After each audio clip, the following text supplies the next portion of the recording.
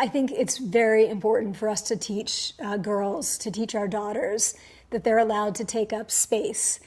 So even to do things like not telling our daughters to sit like a lady, which is, I know old-fashioned, but I still hear parents say things like that.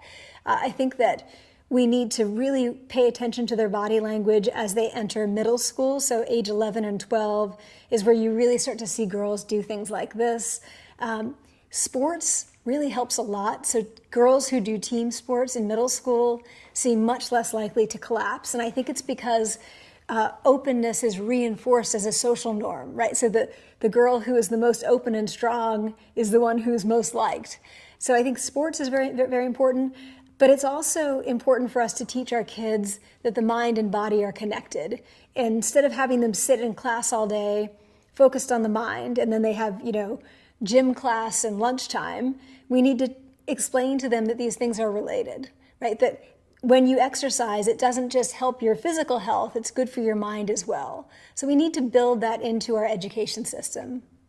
The gender gap in business, I think, is stark compared to the gender gap in, say, medicine and law and just looking at undergraduate education. So I think I first want to point out that you don't see as big a gender gap in other professions as you see in the business world, which I think is troubling. And I think that it's something that alone is a reason to pay attention to it.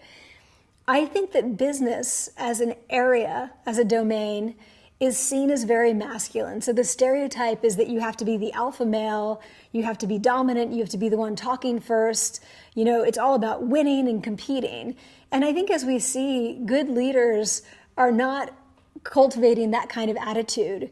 They're more focused on relationships and building trust and sustainability in the connections that they have with other people. So I think one thing is for us to try to change the stereotype of what it means to be a good business leader, to move it away from that very macho, masculine, alpha thing into understanding that it's about communication, building relationships. I think we need to make space for women, and by that I mean, if women learned as children not to speak up, it's going to take a little bit longer for them to speak up, right? So I think that we need to make space for them to share their ideas.